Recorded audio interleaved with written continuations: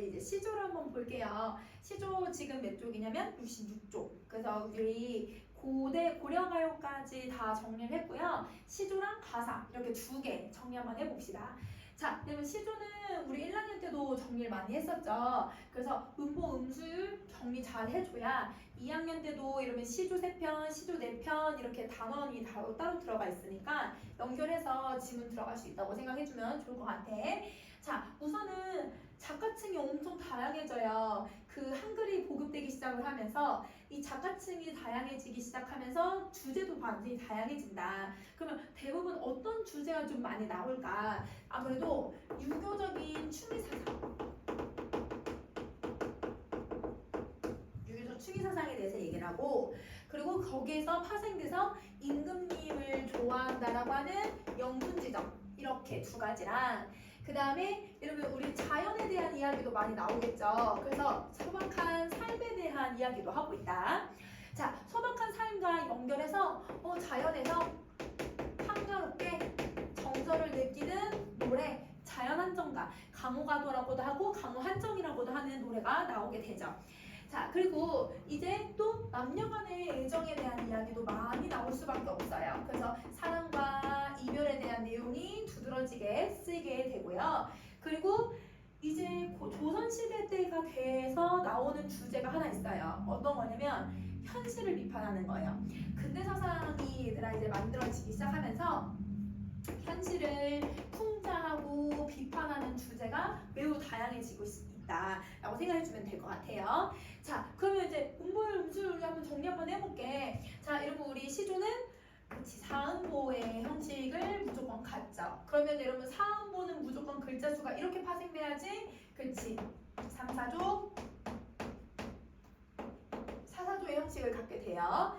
자, 그러면 이 3, 4조, 4, 4조를 선생님 예시에 넣어놓은 거 한번 정리 한번 해보자. 자, 세 글자 나왔으니까 음보 하나 잘라주고, 네 글자 나왔고, 네 글자, 네 글자 이렇게 하면 사음보 만들 수 있죠. 그래서 3, 4 혹은 4, 4가 반복되는 구조를 우린 시조라고 한다라고 생각해주면 될 것 같아. 자, 시조는 3단 구성이야, 그치? 근데 우리 배웠던 작품 중에 3단 구성이 뭐가 있었어요? 자, 3단 구성은 우리 뭐가 있었더라? 자, 그치, 우리 향가에 19채 향가가 3단 구성이었잖아. 그래서 그 3단 구성이 누구에게 영향을 주냐면 이렇게 시조에게 영향을 주고 있다라고 생각해주면 될 것 같아. 자, 그러면 이 3단 구성이라고 하는 애는 여러분 총 이제 세 줄로 구성이 되는데, 첫 번째 줄을 우리는 뭐라고 불러요? 그쵸, 여러분 초장이라고 하고, 두 번째는 중장, 그 다음에 세 번째 줄을 종장이라고 부르죠. 그래서 초장과 중장과 종장으로 구성되어 있는 형식을 갖고 있는 게 바로 시조. 근데 그 시조는 종장의 이 세 번째 줄에 무조건 정형성을 가지고 있어야 돼요. 이러면 정형성이 뭐예요? 형식이 정해진 거. 그러면 형식이 정해진 게 어떤 형식이냐면 우리 1학년 때 다 배웠지. 자, 글자 수가 무조건 세 글자가 나와야 하고, 그 다음에 다섯 음절 이상이 무조건 나와야 하고, 그 다음에 네 글자, 세 글자나 네 글자가 나올 수도 있는 게 이게 정형성. 그래서 3543을 무조건 정형성, 종장에서 지켜줘야 한다 라고 생각을 해주셔야 돼요. 자, 그러면 계층을 한번 살펴볼게요. 자, 여러분 우리 다양한 이제 작가층이 나온다고 했는데, 평민층, 여성작가, 사대부 순으로 우리 이제 작가 이름들 정리 한번 해볼게요. 여러분 평민층은 어떤 작가 이름이 나온다고 했어요? 이름이 없어서 우리 작자 이상. 그러면 이렇게 작자 이상인 여러분 작가층들은 주제가 다양하지. 이런 평민들은 사랑이나 이별이나 일상이나, 선생님 아까 하나 더 나왔던 거, 여러분 현실을 풍자하는 거, 그래서 비판하는 주제가 두드러지게 나타난다. 그래서 여러분 작자 이상이 나오는 순간 주제 저 4개 중에 하나 나온다, 이렇게 여러분 정리해 주시면 되죠. 자, 여성 작가도 볼게요. 여성 작가는 우리 2개의 계층으로 나눠봅시다. 기녀들도 있지만 사대부 여성들도 있잖아요. 그래서 선생님이 여러분 기녀들은 1학년 때 여러분이 동짓딸기나 긴말 한어리를 버여내요 라고 하는 작품을 배웠잖아. 거기에서 여러분 황진이, 그래서 또 홍랑, 개랑, 여러분 이렇게 이름을 기억을 해두면 이 작가들만 여러분 여성 작가들이다라고 정리할 수 있었죠.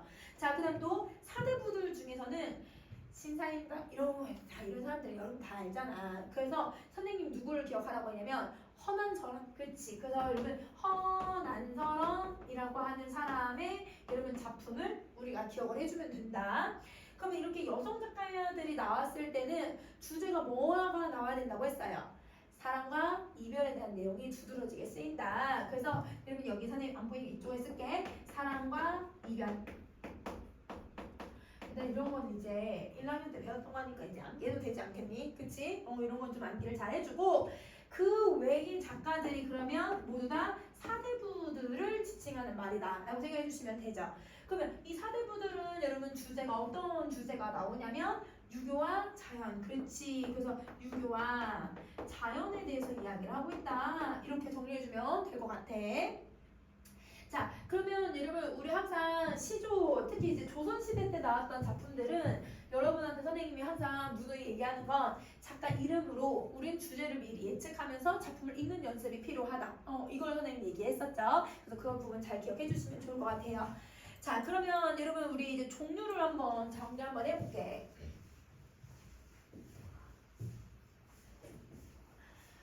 자, 여러분 우리 종류는 여러 가지가 있는데 이렇게 아까 위에서 나와 있던 시조의 정형성을 잘 지키는 애들은 우리는 평시조라고 부르기로 했죠.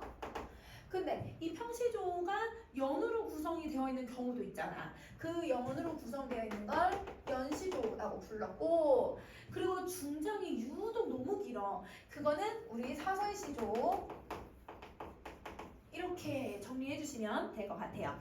자, 그러면 여러분 우리 아래 이 한눈에 보는 문학사에서 정리 좀 한번 해봅시다. 자, 우선은 제일 먼저 첫 번째 줄은 초장이라고 불렀고요. 두 번째 줄은 중장, 세 번째 줄 종장 이렇게 불리고 초장, 중장, 종장이 각각 몇 음보씩, 그치, 4개의 음보씩 구성이 되어 있어요. 그 4개의 음보에 글자 수를 한번 넣어봅시다. 3글자, 4글자, 4글자, 4글자가 일반적으로 들어간다고 설명을 했었죠. 자, 그리고 또 3글자, 4글자, 4글자, 4글자 이렇게 들어가요. 근데 무조건 꼭 지켜야 되는 부분이 여기 3글자는 무조건 지켜야 된다고 했어. 여기 2글자여도 돼 얘들아. 뭐 5글자 와도 돼. 근데 이 부분은 무조건 3글자가 와야 되고, 그치, 여기도 무조건 5글자 이상이 무조건 늘어나야 돼. 근데 여기는 지켜도 되고 안 지켜도 되는 부분이기는 하지만 그래도 3, 5, 4, 3은 무조건 좀 지켜주면 글자 수가 얘는 15개, 15개, 얘도 15개야. 그래서 45자 내외 정도가 돼야 시조의 형식을 지킬 수 있다고 얘기를 했죠. 자, 그 다음에 여기서 우리가 또 구라고 하는 개념을 배웠었어요. 여러분 구가 뭐였지? 얘들아 구? 그치, 구는 요렇게 여러분 2개의 음보씩 묶으면 이게 하나의 구라고 부른다고 했어요. 그래서 총 한 줄에, 즉 초장 하나에 2개의 음보가 2번씩 이렇게 묶여서 총 6개의 구를 형성할 수 있다라고 정리해주면 되죠. 그래서 이 평시조의 가장 기본적인 정형성이라고 한다면 여러분 3장, 6구, 45자 내외가 이게 평시조의 정형성. 평시조 3, 5, 4, 3도 지켜야 되지만 3장, 6구, 45자 내외. 근데 이거에서 여러분 벗어나는 건 사설시조. 이게 여러 번 반복이 되면 이게 연시조. 이렇게 부르기로 했었지? 자, 그러면 시조의 일반적인 특징은 여기서 이렇게 정리하고요. 그러면 이제 넘어가서 우리 맷버들 가래 꺾어라고 하는 작품을 볼게요. 여러분 68쪽 가세요.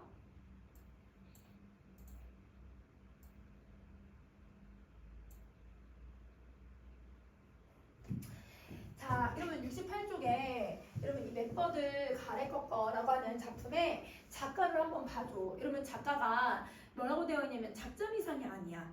그럼 평민이 아니고 작가가 지금 홍랑이라고 되어 있잖아요. 그러면 여러분 우리 아까 홍랑은 기녀 시인에 해당하니까 아 기녀가 썼구나. 그러면 주제가 사랑과 이별에 대해서는 얘기를 할 수 있겠다. 이렇게 정리해주면 될 것 같아. 자, 그럼 한번 사랑과 이별 한번 정리 한번 해보자. 자, 맷버들 여러분 이 홍랑이라고 하는 작가는 여러분 최경창 하는 사대고와 사랑에 빠져요. 근데 최경창이 서울로 한양으로 다시 가게 되면서 홍남과 최경창은 이별을 하게 돼요. 그 이별하면서 최경창을 떠나보내는 날에 홍남이 얘들아 선물과 편지를 이 시를 써서 선물로 주었대요. 그러면 떠나보내는 사람의 마음이 어땠는지 우리가 찾아보면 좋을 것 같아. 자, 맵버들은 산에서 매가 산이니까 산에서 나는 버들가지, 약간 강아지불 같은 그런 예쁜 풀, 그걸 갈해 걷거래. 여러분 가래가 골라나는 뜻이고, 여러분 걷거 이거 우리 동동할 때 했었지. 여러분 걷거가 꺾어, 그치? 그래서 맵버들을 골라 꺾어 보내겠대요. 님의 손대에. 근데 여러분 의손대는 선생님이 단어 암기하라고 한 부분에 이번 주에 있을 거예요. 이게 바로 누구누구에게예요.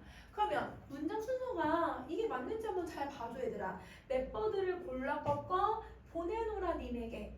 이게 문장 순서 안 맞지? 그래서 요게 이렇게 순서가 도치가 되고 있구나. 그래서 도치법을 써서 님에게를 강조하고 있다고 생각해 주시면 돼요. 그러면 도치법까지는 알겠어. 근데 왜 골라 꺾어 얘들아? 왜 멤버들을 우리가 골라서만 꺾어야 될까? 그냥 꺾어주면 안 돼? 자, 사랑하는 사람한테 줄 거잖아요. 여러분 사랑하는 사람한테 준다고 하면 그 사랑하는 사람에게 내 온 마음을 전달하고 싶어. 그러니까 제일 예쁜 거 주고 싶은 거야. 그래서 사랑과 정성이 담긴 행위라고 생각을 해줘야 되는 거죠. 그래서 골라 꺾는 이 행위는 사랑과 정성의 행위인 거야. 그러면 사랑과 정성의 행위가 골라 꺾는다고 하면 그러면 여러분 여기서 사랑과 정성을 의미하는 단어가 누가 돼야 돼? 그치, 래퍼들이 바로 사랑과 정성을 의미하는 단어가 된다. 이렇게 생각을 해주는 거야. 자, 그러면 래퍼들은 내 사랑을 대신 전달한 거네. 그래서 얘는 화자를 대신하는 거. 근데 여러분 선생님이 우리 저번에 화자를 대신할 수 있는 애가 누구라고 했어요?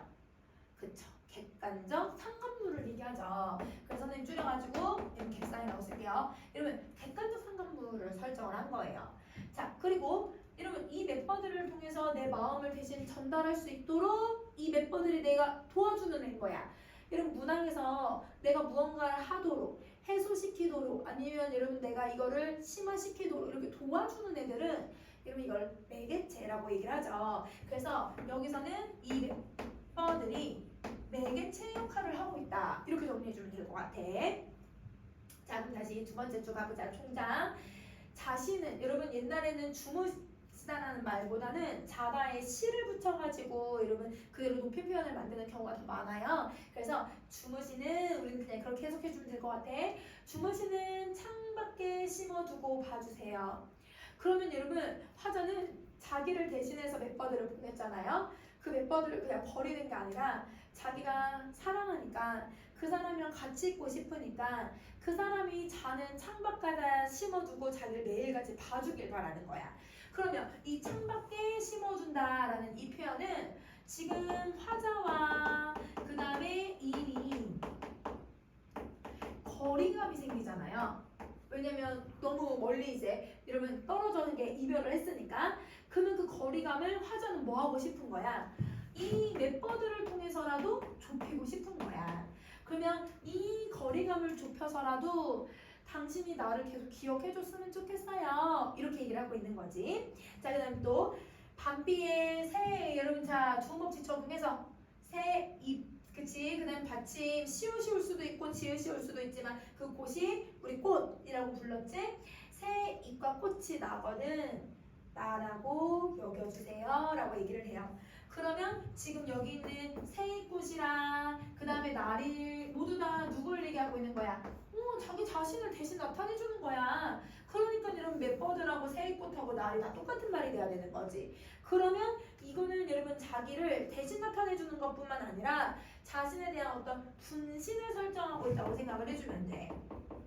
화자는 분신을 설정해서 님을 계속 나를 기억해 주셨으면 좋겠다라고 하는 바람을 드러내고 있는 거죠.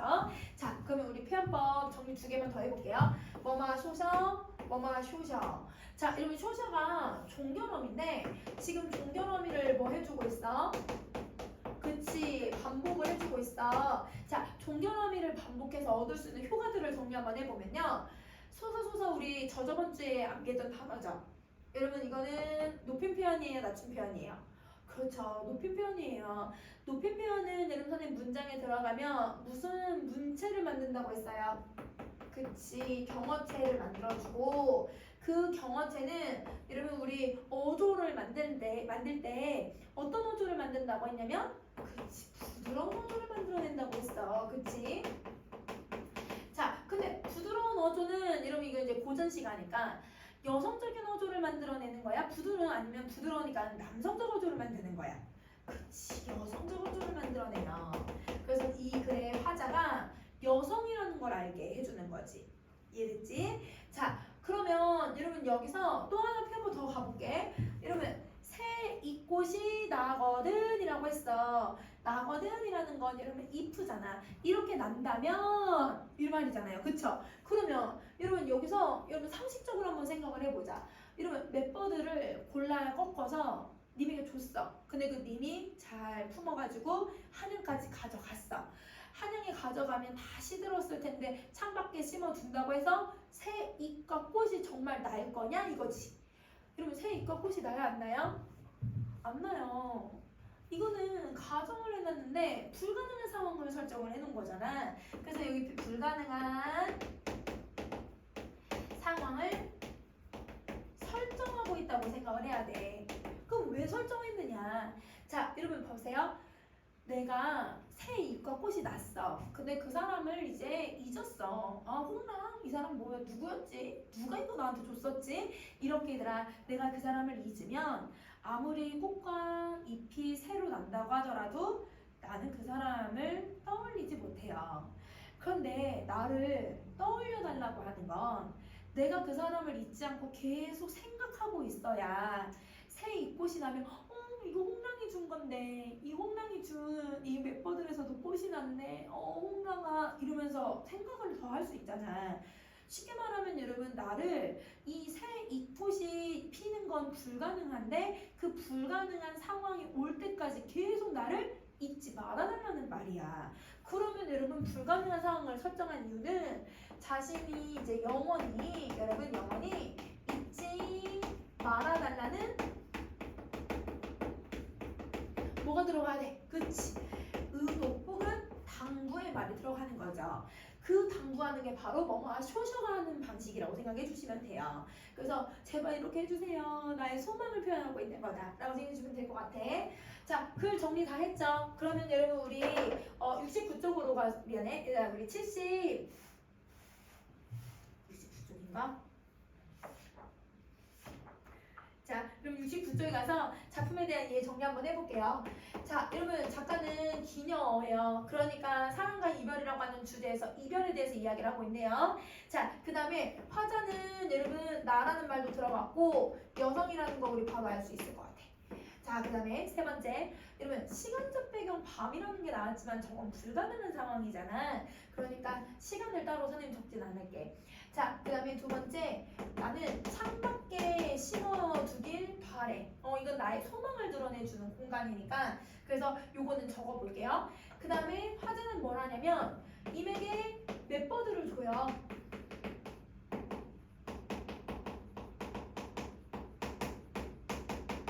그 맷버드를 주고 보내면서 제발 나를 잃지 말아주세요 라고 당부하고 있다고 생각하면 되는 거지.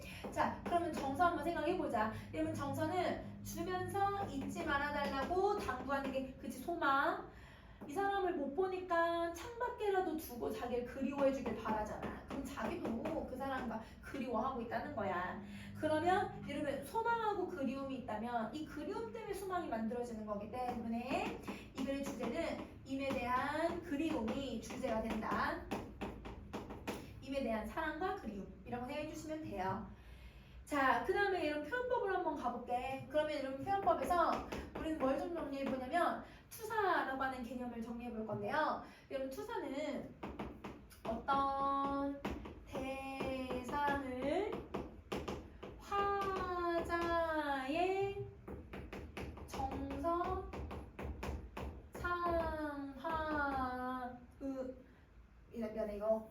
미안해. 자, 여러분 어떤 대상으로 화자의 정성과 상황을 대신 드러내는 것. 이걸 투사라고 해요. 그러면 이 투사에 들어갈 수 있는 애들이 대부분 누가 있냐면 우리 동일시 있지. 걔가 나랑 쟤랑 똑같네 이렇게 인식을 하는 거. 아니면 나를 대신 나타내주는 분신을 설정하거나 내 감정을 어떤 대상에게 넣는 거. 그건 투요. 내 감정을 넣어서 그 애와 내가 똑같은 행동을 하고 있는 거 감정이임. 이런 게 투사라고 생각을 해주면 되지.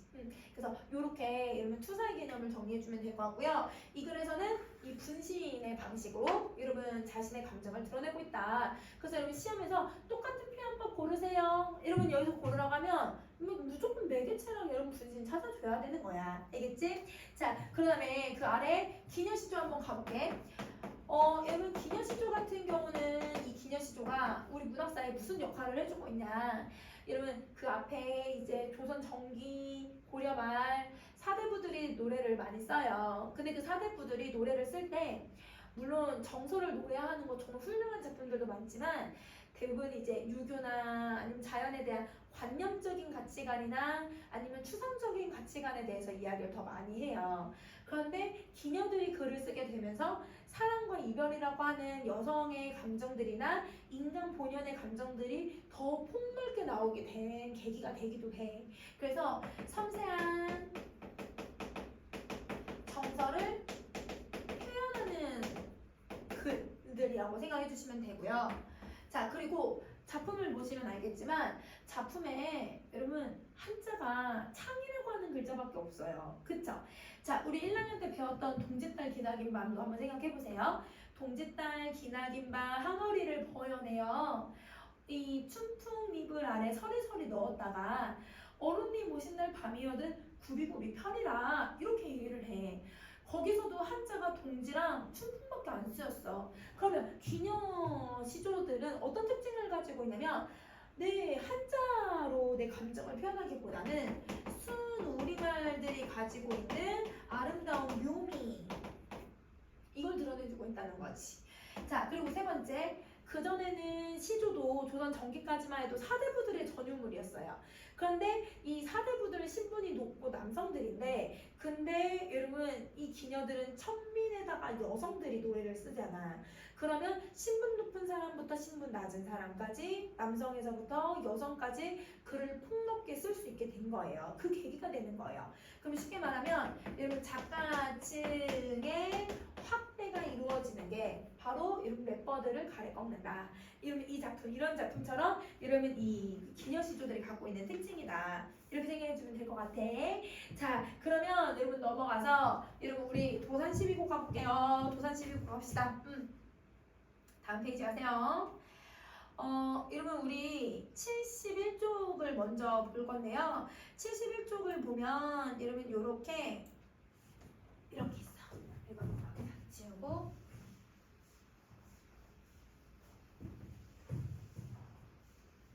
요거 강호가 그 다음에 선생님 한눈에 정리하기 이렇게 있는데 요거에다가 한 번에 그냥 정리 한번 해볼 거야. 그래서 여러분은 노트를 이제 정리할 때 요렇게 그냥 이렇게 이어서 정리를 좀 해주면 좋을 것 같아요. 자, 한번 시작해 봅시다. 우선은 강호가 한눈에 정리하기에서 여러분 우선은 이걸 정리해 볼 거예요. 선생님 뭘 정리할 거냐면 사대부 문학이란 어떤 특징을 가지고 있는지, 사대부 문학에서 주로 나오는 공간과 여러분 이제 시어들, 여러분 표현이나 태도들 이런 걸 좀 한눈에 좀 정리 한번 해볼 거야. 사대부 문학은 공간이 크게 두 개의 공간이 나온다고 생각하시면 돼요. 우리가 일상을 살아가는 현실 있죠. 우리가 일상생활하고 밥 먹고 하는 그런 현실과 그리고 자연이라고 하는 공간이에요. 그래서 현실과 자연이라고 하는 공간으로 구성을 한다. 자, 그럼 이렇게 한번 생각해봐.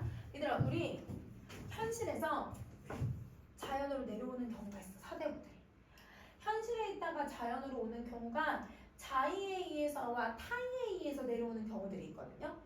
자의에서 내려오는 경우 내가 원해서는 나 자연 너무 좋아. 나 자연에서 살래. 이렇게 얘기해서 내려오는 경우 그러면 자연에서 내려오는 거니까 내가 은과하는 삶을 선택을 하는 거야.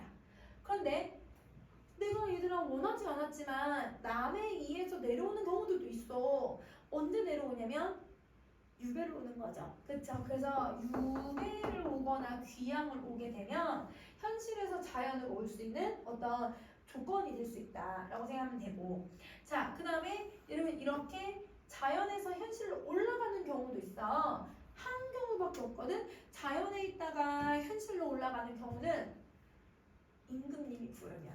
그래서 임금의 부름이 있을 때 현실로 간다고 생각해 주시면 돼요. 자, 그러면 이렇게 한번 정리 한번 해보자. 자, 여러분 현실은 다시 두 가지의 공간으로 또 나눌 거예요. 입신양명을 할 수 있는 공간으로 사대부들은 인식을 해요. 현실이라고 하는 것을. 혹은 아니면 여러분 이 문학 작품에서 이 현실은 속세라고 하는 우리가 일반적으로 알고 있는 부정적인 공간으로도 인식을 해요. 그러면 입신양명이라고 하는 건 여러분 이제 관직에 나가는 거잖아. 그러면 여러분 관직에 나가는 게 부정적인 거는 아니야. 관직에 나가면 누굴 위해서 일할 수 있어요? 임금님을 위해서 일할 수 있잖아요. 충을 다할 수 있는 거예요. 임금님에 대한 충심의 표현을 다할 수 있는 거지. 그리고 여러분 유교 경전에서 보면 소학원회라고 하는 소학이 있는데 그 소학에서 뭐라고 얘기를 하냐면 이 부모님에게 하는 효, 이 효의 마침, 끝마침이 바로 입신양명이라고 해요. 내 이름을 널리 알리는 게 바로 부모님을 위한 효다. 그래서 얘들아 우리 뭘 하냐면 지금도 여러분 뭐 내가 대학을 잘 가거나 아니면 여러분 우리 높은 어떤 관리직에 올라가거나 아니면 여러분 어디 당선되거나 하면 자랑스러운 누구의 딸, 아들 막 이러면서 플래카드 걸잖아. 그런 게 입신양명이고 그게 부모님에게 효를 다하고 있는 거라고 생각을 하는 거야. 그럼 내가 관직에만 나가면 부모님에게 효도 다할 수 있고 임금님에게 충성도 다할 수 있는 거야. 그러니까 유교적 가치를 너무 잘 지킬 수 있는 거지. 그래서 입신양명은 부정적인 말은 아니야. 근데 그 입신양명을 이 사람들이 왜 한다고 얘기하냐 아까 금방 얘기했듯이 이상을 위해서 하기도 하고요. 그 다음에 백성들을 위해서도 입신양명을 하는 거예요. 자, 그러면 이상을 위해서 입신양명을 한다고 했을 때 그러면 여러분 아까 선생님 금방 얘기했듯이 어떤 특징을 가지게 되는 거냐면 얘는 유교적인 덕목을 중요시 여기는 거야. 충과 효를 중요시 여기고 오륜이라고 하는 가치관을 중요시 여기고 이러면 이념을 되게 중요시 여기는 거지. 그래서 그런 걸 중요시 여겨서 내가 입신양명을 해가지고 내가 이렇게 살아가겠다라고 하는 이런 태도의 작품들이 나오는 거예요. 자, 근데 이제 백성들을 위해서라면 이런 문학 작품에 어떤 내용이 들어가냐면 백성들은 사실 잘 모르니까 백성들아 너희들은 이렇게 살아야 돼. 농사는 이렇게 지어야 되고 임금님한테는 이렇게 해야 되고 부모님한테는 이렇게 해야 돼. 사대부로서 여러분 가르치는 거야. 그래서 훈계하는 내용의 작품들이 나오는 거죠. 그래서 훈계자손가 아니면 훈계가 정철의 훈계가 김상용의 오중가 이런 작품들이 이러면 이런 유교의 덕목들을 가르치는 훈계의 노래들이 나오게 되는 거예요. 농가 월령가 이런 작품들. 자 아니면 내가 백성들을 위해서 열심히 정치해야지 이러면 이렇게 선정의 포부에 대해서 이야기를 하기도 해. 그래서 바른 정치를 얘기하고 있는 이런 모습들이 바로 입신양명의 공간이 바로 이런 현실적. 그래서 선생님이 저 분홍색으로 써놓은 아이들이 바로 여러분 시에서 주로 쓰이는 소재, 주제, 여러분 키워드라고 생각해주면 될 것 같아요. 자, 속세는 왜 사대부들이 싫어하냐면 부귀와 여러분 공명을 추구하는 공간이기 때문이에요. 근데 부귀와 공명은 사실 여러분 유한적인 가치관들이잖아요. 그 가치가 너무 유한적이다 보니까 서로 갖고자 하는 사람들이 너무 많은 거야. 여러분 내가 돈이 1,000원밖에 없는데 그 1,000원을 한 사람만 가져야 된다고 하면 5명이서 나눠 갖는 방법도 있겠지만 더 갖고 싶어서 다 싸울 수도 있잖아. 그래서 이 속세라고 하는 공간은 싸우는 공간이야.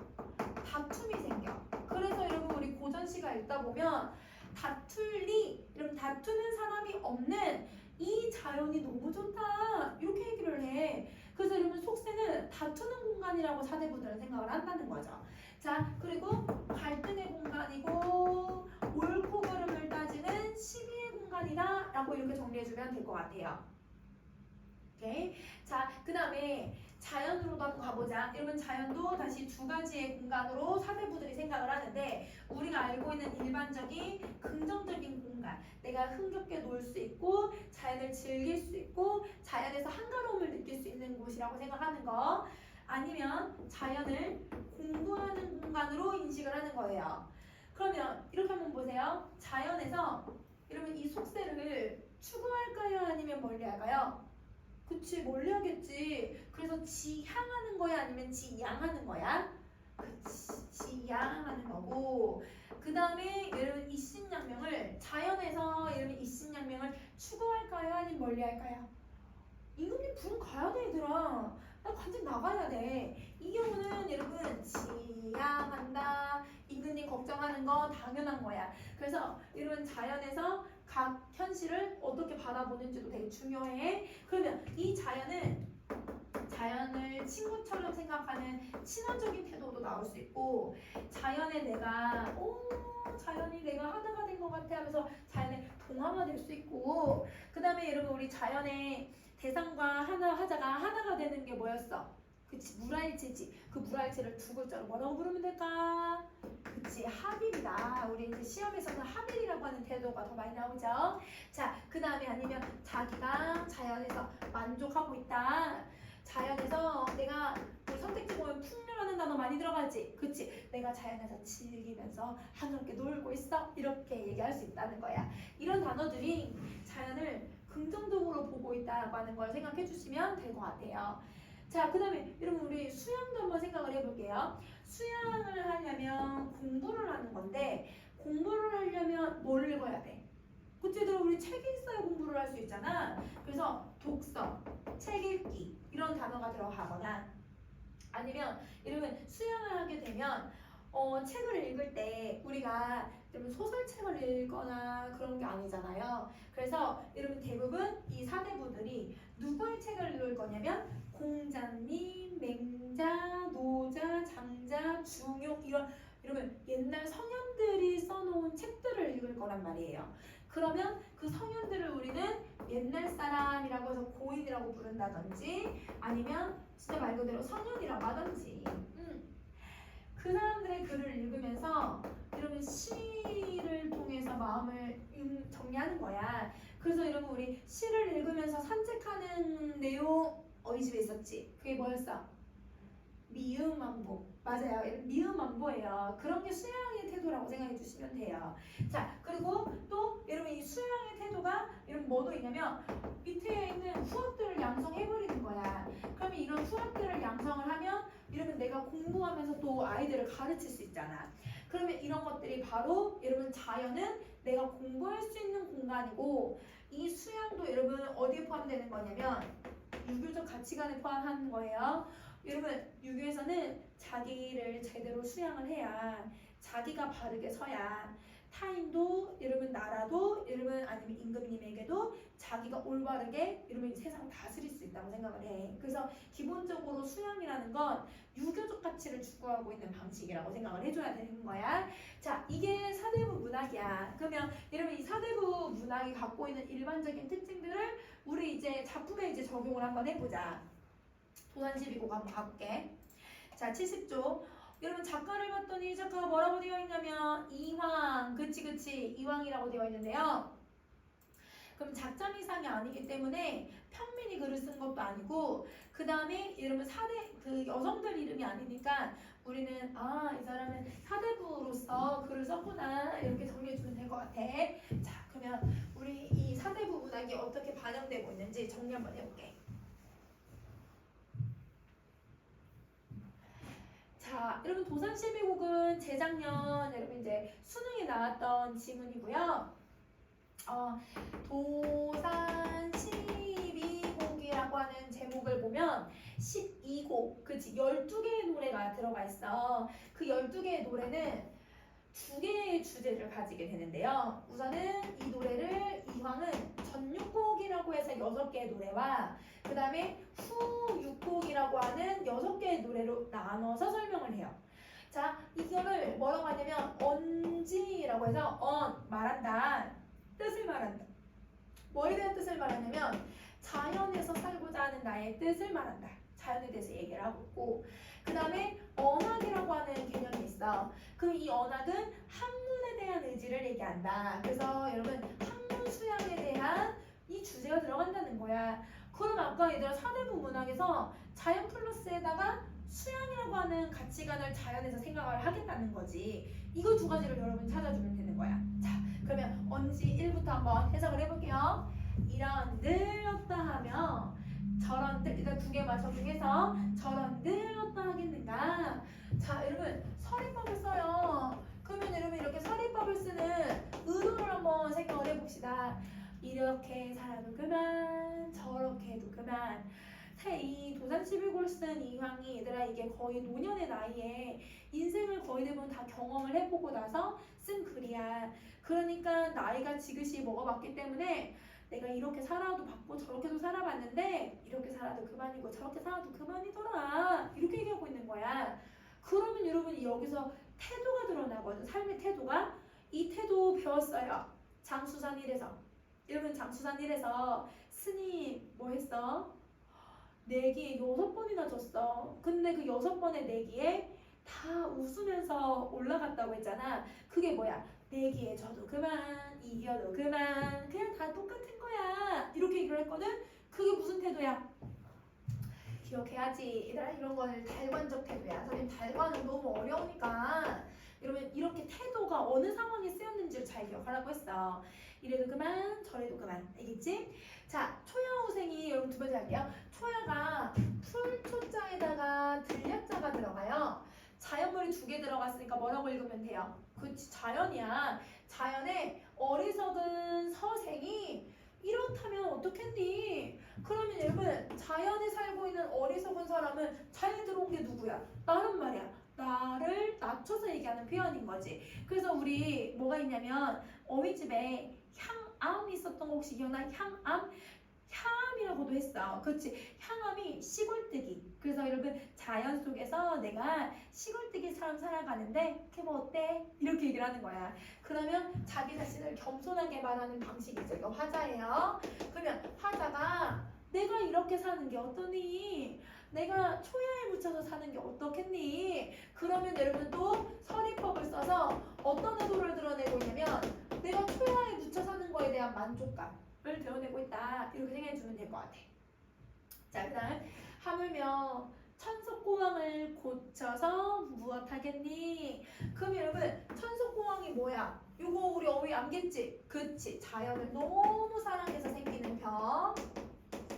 그러면 자연이 좋아서 내가 이 병을 고쳐서 뭐 하겠니? 나 자연 계속 사랑할 건데, 이렇게 답이 정해지잖아. 그럼 여기도 서리법을 써서 의도가 드러나는데 어떤 의도가 들어가냐면 나는 자연을 계속 사랑할 거야, 나는 자연을 계속 지켜나갈 건데, 이렇게 얘기하면서 자신의 의지를 다지고 있는 작품이다, 이렇게 생각해 주시면 돼요.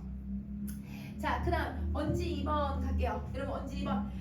자, 여러분 연하가 무슨 뜻이었어? 단어 다 계속 반복하는 거 이제 나오지? 연하가 안개와 노을이니까 자연이야. 그러면 자연을 집으로 삼고 풍을, 또 자연물 2개 나오니까 자연으로 벗을 삼았대요. 여러분 벗이 뭘까요? 벗. 그치, 난 친구 벗이에요. 자연을 친구 삼는다고 했으니까 바로 태도 나와야겠다. 그쵸, 여러분 자연 친화예요. 내가 이렇게 벗을 삼아서 자연을 친화해서 태평성대의 병으로 늙어가네. 여러분 내가 태평성대의 병으로 늙어간대. 그러면 여러분 정말 아픈 걸 얘기하는 걸까?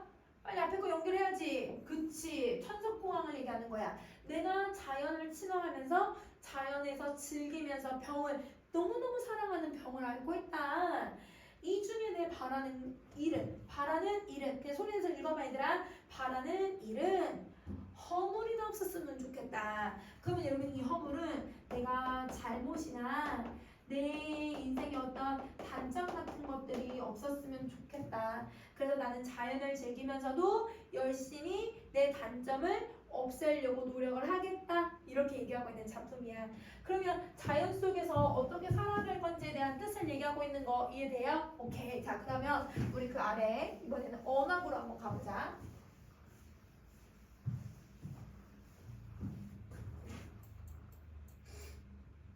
자, 언학이야. 천운 대 이러면 이런 대 나오면 이거 어떻게 읽으라고? 평평한 곳. 평평한 곳을 돌아 들어가서, 근데 평평한 곳은요 어떤 인공적인 공간이라기보다는 자연에서 평평하게 만들어지는 그런 공간 있잖아요. 그런 거를 얘기를 해요. 그래서 천운대라고 했을 때 이게 얘들아 그 인공적인 공간이 아니라 그냥 자연으로 기억을 하면 좀 좋은 것 같아. 그래서 선생님이 얘들아 그 어휘 한자 적어준 애들은 대부분이 다 자연과 관련된 애들이 좀 많잖아. 그래서 자연에 들어가서 뭐 이런 의미로 좀 읽으면 되겠지?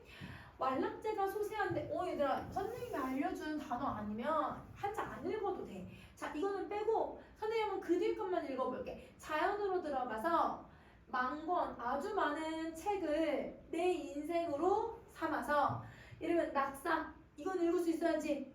즐거운 일이 무궁무진하구나. 만권의 생애니까 내 인생에 책을 읽는 게 이렇게 즐거운 일이더라. 이렇게 얘기를 해. 그러면 학문에 대한 어떤 즐거움에 대해서 얘기를 하는 거죠. 이 중에 왕래 몰라도 돼. 근데 풍류가 아까 정리해줬잖아. 풍류는 자연을 즐기는 것을 말해서 뭐 하겠니? 그러면 자연을 즐기면서 뭘 읽는 게 제일 최고의 즐거움이라는 거야. 내가 책을 읽는 게 너무 즐겁다. 책 읽고 여러분 내가 이 만권의 생애를 즐기는 게 인생의 가장 큰 즐거움이다. 그러면 여러분 여기서 사용하고 있는 이 서리법은 어떤 의도를 드러내고 있냐면 학문에 대한 의지. 내가 만권의 책을 읽을 거야 이렇게 얘기하는 거야. 그러면 여러분 완락제가 소세한데 이런 표현은 사실 몰라도 돼. 왜냐면 해석해보면 집이 깨끗하다는 뜻이거든? 그럼 집이 왜 깨끗하냐면 내가 어디에 들어가서 살고 있기 때문이야. 자연에 들어가서 살고 있기 때문이야. 그게 얘들아 몰라도 자연에서 내가 즐기는 일은 책 읽는 게 최고다. 이렇게 얘기하고 있는 거지. 그것만 기억하면 되잖아. 그래서 한자는 선생님이 정해준 한자만 좀 읽어 얘들아. 알겠지? 자, 그 다음에 이제 언어 3번 갈게요. 고인, 너 고인 나왔지? 고인이 누구라고? 그렇지, 공자, 맹자 같은 성현들. 그 성현도 나를 못 본대요. 그쵸? 이미 죽었으니까. 나도 이 성현들을 못 본대요. 그쵸? 나는 지금 현재 사람들이고 그들은 과거의 사람이잖아요. 고인을 못 봐도, 그치? 그들을 못 봐도 여다, 여러분 여다가 무슨 뜻이었어도 여다? 그치? 여다는 살다, 지내다, 함께하다, 가다라는 뜻이 있는데 한번 읽어볼게. 자, 여러분 여던길 알패가 뭐였어? 알패 이거 우리 동동할 때도 했어 얘들아. 알패 앞에, 그치? 앞에 있대요. 그러면 여러분 지내는 길이 앞에 있다, 살던 길이 앞에 있다, 그 다음에 여러분 내가 함께하는 길이 앞에 있다는 건 뭔가 문맥상이 좀 자연스럽진 않지. 그러면 제일 적절한 게 가던 길이 앞에 있다. 이게 좀 제일 문맥에서 맞을 것 같아. 그래서 저는 가던 길로 해석을 할게. 자, 그러면 여러분 길이 정말 이 공자나 맹자가 걸었던 그 물리적인 길을 얘기할까요? 아니죠. 그들이 걸어갔던 여러분 업적, 그들이 남긴 여러분 인생이라고 생각을 해주면 될 것 같아. 그래서 대부분 우리 문학은 길을 인생에 빗대어서 표현을 하잖아요. 그래서 여러분 그 인생의 업적이야. 근데 그 공자님이나 맹자님의 그 업적이 혹은 여러분 그 인생의 얘들아 그 말씀들이 어디에 있어야 내 앞에 있을 수 있어? 반대로 그러면 일단 이렇게 생각해보자. 그들의 말이나 그들의 행동을 어디에 기록해놨어? 책이죠. 얘 책을 얘기하는 거야. 여러분 그들이 이미 세상을 떠나서 없지만 그들이 남긴 책이 내 앞에 있다 이렇게 얘기하고 있는 거야. 자, 그들이 남긴 책이 내 앞에 있어. 그 앞에 책이 있거든. 아니 가고 어떻게 하겠니? 그럼 여러분 이게 가다라는 뜻인데 책을 가다라는 말은 어색하잖아요. 그러면 가던 길, 책이 뭘 하겠다는 거야? 그렇지, 읽고라고 바꿔주는 거지. 책을 읽고 어떻게 하겠니? 안 읽고 어떻게 하겠니? 책을 읽겠다. 우리랑 좀 다르다, 그치? 얘들아, 이렇게 책이 앞에 있으면 이분은 무조건 그 책을 읽어야겠다. 이렇게 얘기를 하는 거야. 그럼 여기도 서리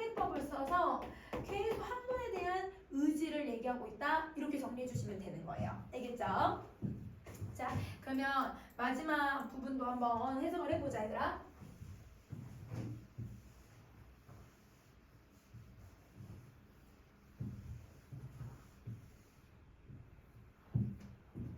자, 얘들아, 이거 한자는 선생님 맞게 언학이라고 써놓고는 글자를 언제라고 써놔가지고 이게 언학이야, 언학. 자, 학문에 대한 내용이야. 청사는 어때하여? 여러분 어찌하여? 망고, 고가 뭐야? 고. 옛날부터 푸르르며. 아, 얘들아, 사는 어떤 속성을 갖고 있냐면 옛날부터 푸르렀대. 옛날에도 푸르렀고 지금도 푸르르래. 그러면 여러분 이렇게 생각해봐.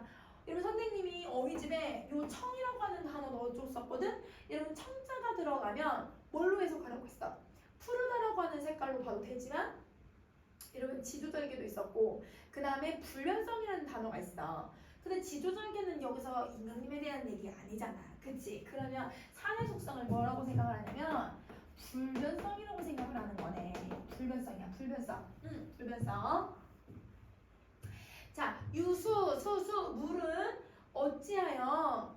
여러분 주의야, 읽을 수 있어야 돼. 여러분 낮과 밤에 긋지 아니하는가. 여러분 긋다가 뭐였어요? 단어 있는데 긋다. 끊어지다. 끝내다 라는 뜻인데 여러분 물이 왜 밤낮으로 끝나지 않냐? 이러면 뭔가 이상하지? 이걸 문맥적으로 좀 맞게 하면 물은 계속 흘러가니까 물은 왜 멈추지 않느냐? 왜 계속 흘러가냐? 뭐 이런 식으로 읽어주면 되겠다. 그치? 그러면 여러분 여기도 물의 속성이 나오는데 물은 어떤 속성을 가지고 있냐면 물은 계속 흐른다는 거야. 밤낮 멈추지 않고 계속 흘러간대. 그러면 여러분 물이 이렇게 계속 흐른다고 하면 여러분 뭘 생각을 해주면 좀 좋냐면 여러분 우리 몸에 항상 여러분 그 36.5도를 맞추잖아요. 그렇게 얘들아 계속 똑같은 온도로 맞추는 걸 우리 무슨 성질이라고 해? 항상성이라고 하지. 얘는 항상성을 갖고 있는 거야. 영원성이라고 생각하면 되지. 이게 자연들이 가지고 있는 일반적인 속성인 거예요. 그러면 자연에 산은 불변적인 속성을 가지고 있고 자연의 물은 이렇게 항상성과 영원성의 속성을 갖고 있는데 우리도 멈추지 말자, 끊어지지 말자. 누구처럼? 물처럼. 응? 우리도 망고상처 항상 푸르르자. 옛날부터 지금까지 계속 푸르르자. 누구처럼?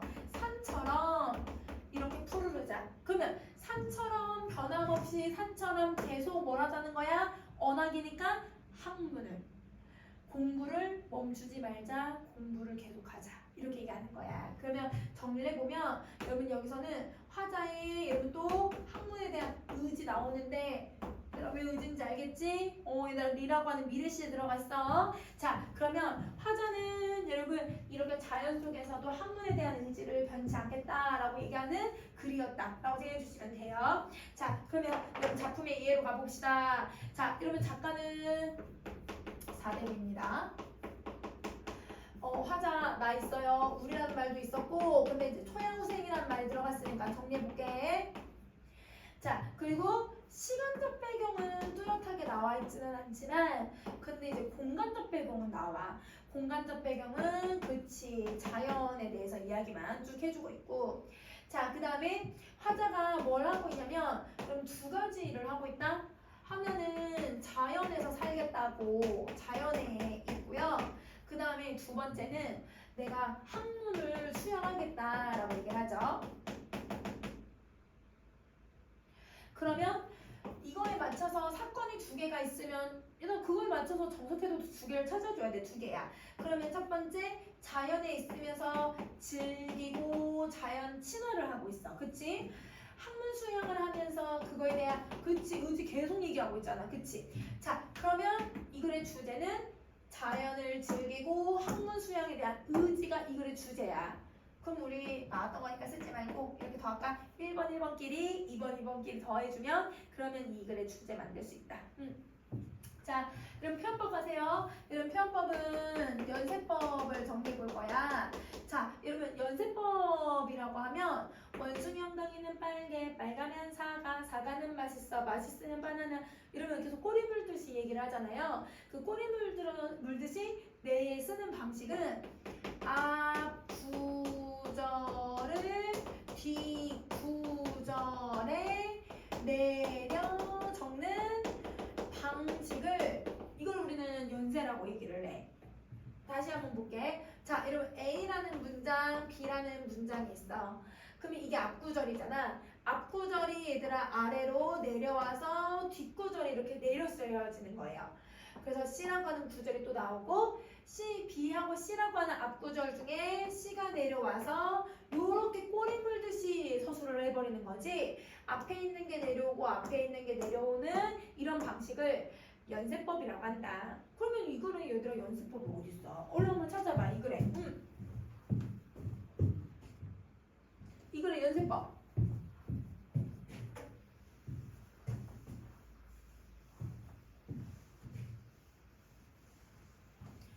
이게 연세법은 이런 이제 구곡이 있죠. 구곡. 자, 고인을 못 본다라는 구절이 고인을 못 본다라는 말로 내려오죠.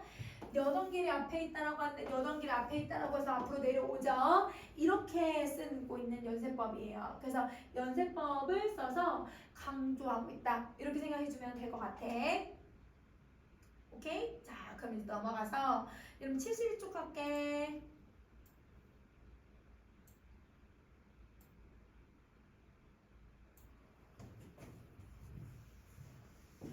자, 여러분 작가를 봐줘. 작가가 작자미상이라고 되어 있잖아. 아, 그러면 이게 이제 평민들이 쓴 글이구나. 이렇게 생각해주면 되는데요. 자, 이런 글씨 좀 작지만 한번 봐봐. 부문 보면서 봐봐. 자, 초전부터 보자. 일신 해석할 수 있어야 돼. 내 몸. 그치? 이러면 한 몸이니까 나야 나 하자. 아, 내가 살자고 했는데 이 물것 겨워서 못 살겠다. 이러면 물것이라고 하는 거는 우리 막 무는 거 있잖아. 벌레들 무는 거. 그 무는 것들이 겨워. 얘들아 우리 단어 어휘집에 있지? 못 이겨서 못 살겠다. 얘 때문에 못 살겠다. 이렇게 얘기하는 거야. 그러면 여기서 여러분 물것이라고 하는 애는 어떤 특징을 가지고 있고 어떤 의미를 가지고 있냐면 화절을 괴롭히는 모든 것.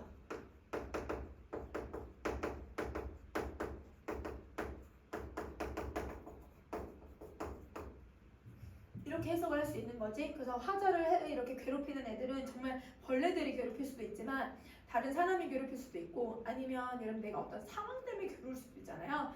모든 걸로 다 해석이 가능하다라고 생각해주면 돼요. 자, 비파 같은 여러분 겉은 이 같으냐? 비파같이 생긴 빈대 새끼. 이러면 원래 우리나라는 빈대가 없었는데 얘들아 작년부터 막 빈대 막 엄청 뉴스에 나왔잖아. 그치? 이 빈대들이 사람 피를 막 빨아먹으니까 얘네들 때문에 못 살겠다 이렇게 얘기하고 있는 거야. 사령 같은 여러분 이거 좀 중요한 단어 나왔다. 여러분 사령이라는 단어 고전소설 하다가 본 적 있지 않아? 아니면 추념정원 했던 친구들은 알아야 되는데 그러면 사령이 여러분 관아에서 일을 하는 관리들이야. 관리 중에 한 명인데 그 관리 같은 얘가 보조관념 직유법 쓰고 여러분 그치 얘가 원관념이야. 그러면 벌레하고 얘들아 이 사령의 공통성이 있으니까 직유법을 쓴 거잖아요. 어떤 공통점이 있냐면 등이나 빈대는 사람 피를 쪽쪽 빨아먹어요. 그런데 조선 후기에 얘들아 사대부들이나 탕가놀이들은 백성들의 고혈을 쪽쪽 빨아먹었잖아. 백성들을 수탈을 했던 거지. 그 부분이 비슷하다고 생각을 하는 거야. 그러면 여기서는 원관념이 벌레지만 이 사령 같은 관리들을 비판하려고 하는 게 아닐까? 이렇게 생각해주면 좀 좋을 것 같아. 자, 그 다음에 갈딱이, 각딱이, 모기 같은 애. 그 다음에 사마귀, 샘 바퀴, 머리가 하얗게 샌이라는 거니까 흰 색깔 바퀴, 노란색 바퀴, 피격, 껍질처럼 생긴 이. 그 다음에 오리알 같은 이. 이런 구개만 적용해. 그치? 배가 줄이다. 너무너무 배고픈 이. 각각이, 새끼기, 잠벼룩, 조그마한 벼룩, 외버룩, 뛰는 놈에, 기어다니는 놈에, 내 집에 온갖 벌레들 때문에 못 살겠다. 그리고 다리가 기다란 모기, 그 다음에 부리가 뾰족한 모기, 그 다음 거 9개월 적응할 거야 얘들아. 그치, 살찐 모기, 그 다음에 여인 모기, 그리나라고 하는 벌레예요. 벌레들을 쭉 나열해주고 있는 것 같아. 그치? 이 벌레들에다가 뾰록이다. 이 피부가 뾰족. 그래서 피부가 뾰족해지는 게 심한 당비루. 이게 피부병이야. 피부병에 더 힘들다, 더 어렵다. 하자는 선천적으로 이렇게 피부 질환을 좀 가지고 있는 사람인가 봐. 근데 피부 질환에 벌레들까지 보니까 너무너무 못 살겠다라고 얘기를 하고 있는 거야. 그러면 여러분 우리가 그러니까 지금 무슨 상황이라는 걸 알 수 있냐면 안 좋은 일에 계속 안 좋은 일이 생기잖아. 설상가상이다, 설상가상. 그치? 응? 그 설상가상을 중장을 이렇게 길게 서술하면서 여러분 열거법도 쓰고 반복법도 쓰고 직유법도 사용을 해서 여러분 이렇게 길게 서술을 해버리는 거예요. 이 길게 서술하는 이유는 여러분 뭐 때문이에요? 이거 그치, 이렇게 사설시조는 해학성을 만들기 위해서 쓰는 거잖아. 해학성이야, 해학성. 그 중에 차마 못 견디는 건 5, 6월 복다니면 18일 때문에 못 살겠다. 자, 얘들아, 5, 6월이 선생님이 이렇게 계절이 나오면, 달이 나오면 그거를 여러분 있는 그대로 해석하지 말고 양력으로 바꿔서 해석을 하라고 했잖아요. 이 양력으로 바꾸면 어떻게 돼? 그렇지, 6월, 7월. 6월, 7월은 완전 한여름이다. 그치? 더운 여름에 이 복다림이 뭐냐면 복날이 얘들아, 복날. 너무 더운 이 복날. 얘들아, 안 그래도 얘들아 너무 힘든데 얘들아 너무 더워서 막 땀나고 하니까 얘들아 이 피부가 더 아픈 거야. 근데 그 중에 얘들아 누구 때문에 더 괴로웠냐면 18일 때문에 그럴 때. 여러분 약간 초파리 같은 애거든. 이 초파리가 우리가 피를 빨아먹는 거는 아니잖아. 근데 옛날에 얘들아 이제 고사에 오면 이 18일을 누구에다 빗대었냐면 탐관오리에 빗대어서 표현하는 경우가 많아요. 그래서 탐관오리인가 하노라라고 얘기하는 거야. 그러면 화자는 벌레 때문에 못 사는 것도 있지만 피부병 때문에 힘든 것도 있지만 이런 사대부들의 탐관오리들 때문에 못 살았구나 이렇게 생각해주면 되는 거지. 그럼 봐봐, 물것 때문에 못 살겠대. 벌레들하고 얘 때문에 더 어렵대. 그 중에서도 얘가 제일 힘들대. 그러면 여러분 이 글에 시상 전개 방식이 뭐야? 그치, 얘들아 우리 꽃에서 배웠듯이 점친적 인식을 여기서 쓰고 있는 거예요. 이렇게. 자, 그러면 여러분 사설시조니까 간단하게 정리 좀 한번 해봤고, 여러분 우리 넘어가서 73쪽에 그럼 작품에 대한 이해 정리 한번 해보자. 자, 여러분 작품에 대한 이해. 여러분 작자비상을 통해서 작가가 평민이라는 거 알 수 있고요. 그 다음에 내 한몸, 그치. 그래서 일신이라는 단어를 통해서 화자가 있다는 거 알 수 있어. 자, 그 다음에 계절로 써보니까 얘들아 여름이라고 하는 계절이 들어가고, 그 다음에 공간은 딱히 나와 있는 건 없다. 그치? 자, 그 다음 세 번째 화자가 뭐 하냐면 벌레에 물렸어. 그 벌레에 물리는 여러분 괴로움을 화자가 표현을 하고 있는데 여러분 사실은 괴로움을 얘기하려고 하는 건 아니겠죠. 탐관오리들이 우리를 너무 수탈해서 힘들다. 여러분 그 수탈을 하고 있는 탐관오리들을 그렇지 비판을 하려고 하는 거야. 그럼 이거의 주제는 요거야. 그치, 얘가 돼야지. 그래서 여러분 탐관오리의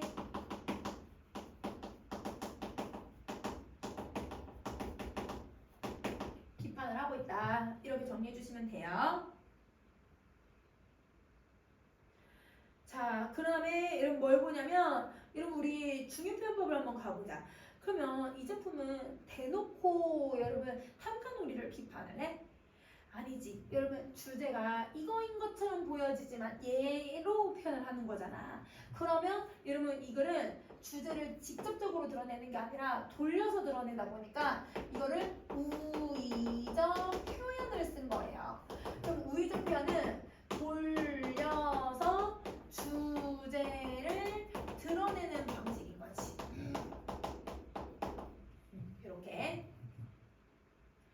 자, 그래서 그래서 얘랑 좀 비슷하게 돌려서 좀 말을 해야 되잖아. 그럼 돌려서 말하는 게 바로 우회적. 그치? 그리고 이런 우회적인 말로 우의적인 표현을 쓰는 글이 우화.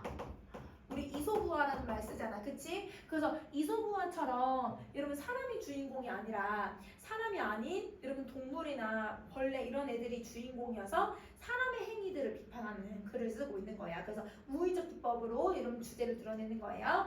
자, 그 다음에 사설시조 갑시다. 자, 여러분 사설시조는 여러분 중장이 엄청 길어졌어. 그치? 중장에 길이 확대가 들어간대.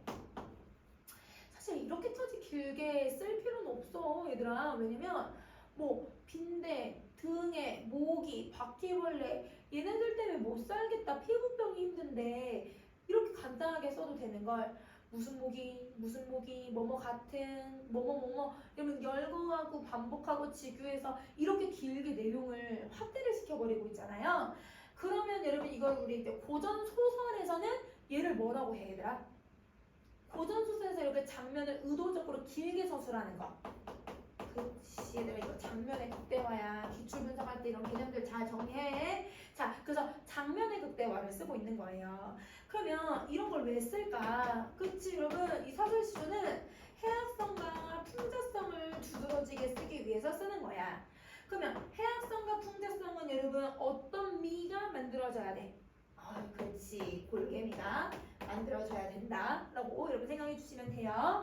자, 그러면 한글 정리하기는 따로 가지 말고 시의 의미만 좀 여러분 정리해주면 됐었다라고 생각하면 될 것 같아. 자, 그러면 여러분 하나만 더 갈 거야. 선생님 어딜 가냐면 36쪽 갈게요. 36쪽.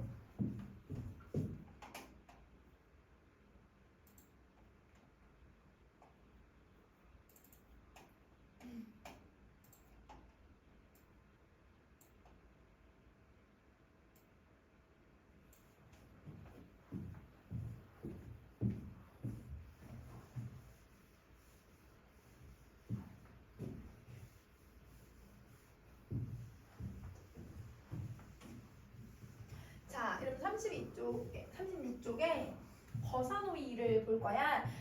다른 지문들도 여러분 선생님이랑 이제 다음 시간에 좀 들을 거고 시간 좀 맞춰서 하려고 여러분 선생님 요 작품까지 더 나갈 거거든.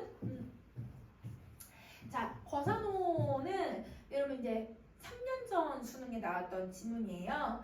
선생님이 그래서 지금 여기 넣어놓은 작품들은 여러분 사실 이제 기출에 나와서 넣어놨다기보단 교과서에 들어가 있는 작품들이어서 넣어놨어. 그래서 교과서에 나왔던 작품들을 기반으로 선생님 첫 시간에도 얘기했잖아. 교과서에 나왔던 작품들을 기반으로 수능 특강 만들고 그 수능 특강에서 수능에 대한 문제를 출제한다고. 그래서 여러분은 교과서에 나오는 작품들이나 거기 나오는 개념들은 고등학교 1학년, 2학년 때 여러분이 필수적으로 숙지하고 있어야 되는 개념들이야. 그래서 여기 나오는 작품들은 좀 잘 기억을 해줘야 돼. 알겠지? 자, 그러면 우리 여러분 이 작품 한번 읽어보자. 오늘 시간적 배경. 창문을 열었대. 창문을 열었으니까 얘들 화자 어디 있는 거야?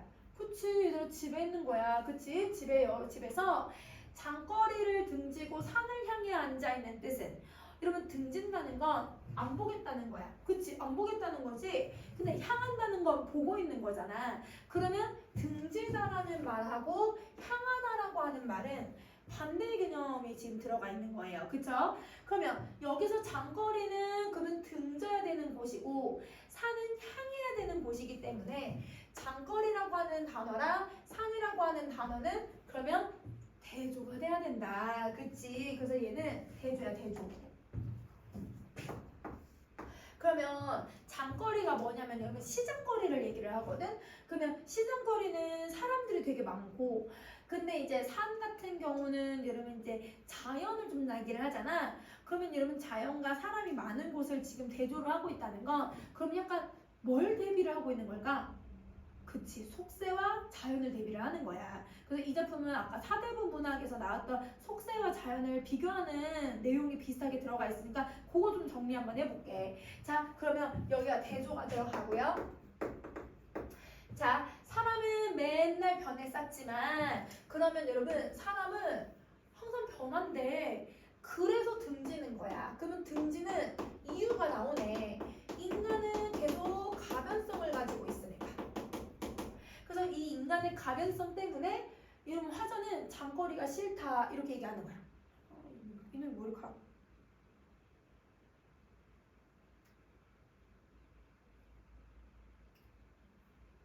자, 그 다음에 다시. 그리고 태고 아주 옛날로부터 푸르러 온 건 산이 아니더냐. 이러면 산은 항상 푸르렀대. 아까 푸르다는 게 무슨 뜻을 갖고 있다고? 그치, 불변성 가지고 있다고 했잖아. 그럼 내가 향에 앉은 이유가 나왔네.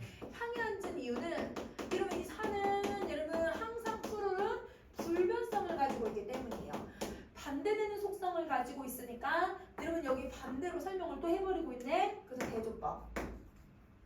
그러면 화자는 이 산이라고 하는 공간을 여러분 이 장거리와 대조를 시켜서 산은 항상 불변한 존재다라고 하는 걸 강조를 해버리고 있는 거야.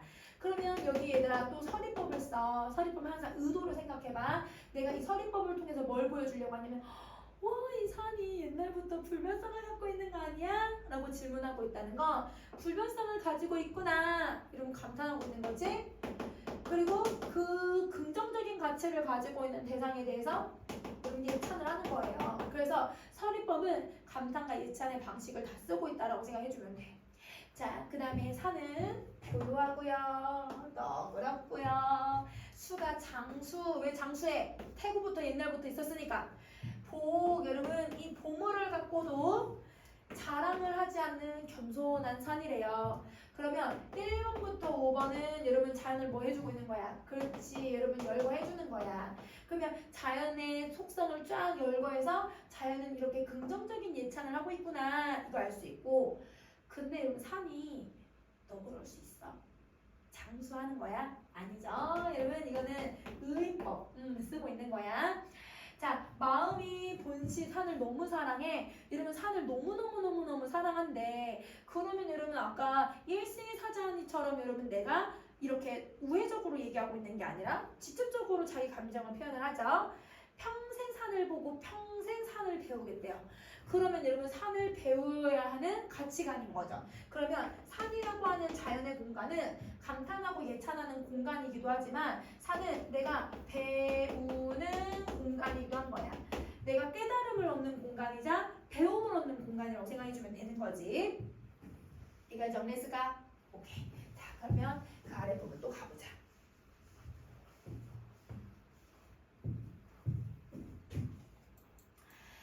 자, 그 품에서 자라나 거기에 가서 또 묻히니? 그럼 이러면 그 품이 어디야? 산의 품이죠.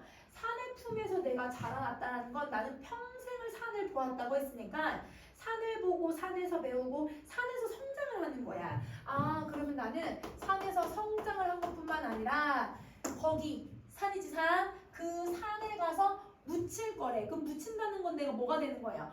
내가 죽는 거예요. 그러면 여러분 내가 성장하고 죽는 그 과정까지 누구랑 함께 하겠다? 산이랑 함께 하겠다. 그러면 자신의 인생 전체가 이 산과 연결되어 있다는 걸 강조를 하는 거야. 내 이승의 낮과 저승의 밤에, 자 여러분 이승의 낮은 여러분 앞에 있는 말과 연결할 수 있을 것 같아. 그치? 여러분 잘한다고 했잖아. 그치? 자, 저승의 밤은 그치 여러분 죽음에 대해서 얘기를 하는 거예요. 자, 그러면 아라이 아주 멀리 뻗쳐 있어서 달이 놓는 산. 그러면 여러분 여기 이렇게 한번 표현해보자. 이승이라고 하는 곳은 내가 삶을 살아가고 내가 배우면서 성장하는 공간이야. 그리고 저승이라고 하는 공간은 여러분 내가 죽음을 맞이하는 공간인 거지. 그곳에 여러분 이렇게 산이 다리를 놓아주고 있대. 그러면 산이 정말 다리를 놓는다기보단 이 삶과 죽음이 단절되거나 저승과 이승이 단절되는 게 아니라 이들을 연결해서 계속 바라볼 수 있게 해주는 거야. 이 말이랑 똑같은 거네. 성장과 죽음이 계속되는 공간, 내가 죽어서도 갈 수 있는 공간이고 내가 살아서 계속 볼 공간, 산은 나와 함께하는 존재인 거야. 이 함께한다라고 하는 이 말을 문학적으로 이렇게 묘사를 하고 있는 거지. 이해됐어? 자, 네 품이 내 고향인 그리운 산아. 근데 여러분 산이 그립대요. 근데 여러분 잘 생각해봐. 아까 우리 두 번째 줄을 한번 봐봐. 나는 산을 뭐하고 있었어? 산을 보면서 향해 있었잖아. 산을 보면서도 산을 그립대. 여러분 그런 적 없어? 여러분 선생님이 만화책을 너무 좋아하는데 만화책에 이제 여러분 만화책을 이렇게 한 5권을 내가 빌렸어. 5권 빌리고 첫 번째 책을 읽고 있는데 읽으면서도 너무 재밌으니까 다음 건 빨리 보고 싶다 뭐 이렇게 할 때 있거든. 웹툰 볼 때도 안 그래 얘들아? 웹툰 볼 때 한 3편 있어? 3편 있는데 내가 이 편이 너무 재밌어. 보면서 다음에 무슨 일이 있을까 막 빨리 보고 싶다 뭐 이렇게 없어 얘들아? 나만 그런가? 아무튼 선생님은 빨리 보고 싶어 이렇게 하거든. 보고 있으면서도 빨리 보고 싶다고 생각이 드는 거야. 이거는 뭐뭐 하고 싶다라는 표현이잖아 얘들아. 내가 너무너무 산에서 살고 싶다라고 얘기하는 거야. 그러면 그립다라는 말은 정말 얘들아 못 봐서 보고 싶다라는 의미가 아니라 산을 보고 있음에도 산이 너무 좋아서 그 산에서 살고 싶다 이걸 얘기하려고 하는 표현인 거야. 알겠지? 그래서 그리운 게 부정적인 정서가 아니에요. 미역지한 이파리, 향긋한 산 냄새, 그 산에 대한 긍정적인 인식을 수학적인 이미지로 딱 묘사를 해버리고 산에서도 여기서 말하네. 산에서도 오히려 산을 그리워할 정도로 내가 산에서 살고 싶고 꿈 같은 이 산의 좋은 정기, 산의 좋은 이 기운을 나는 그리워하면서 산다. 산을 그리워하면서 산대. 계속 산과 함께 하길 바란다. 이렇게 얘기하고 있는 거야.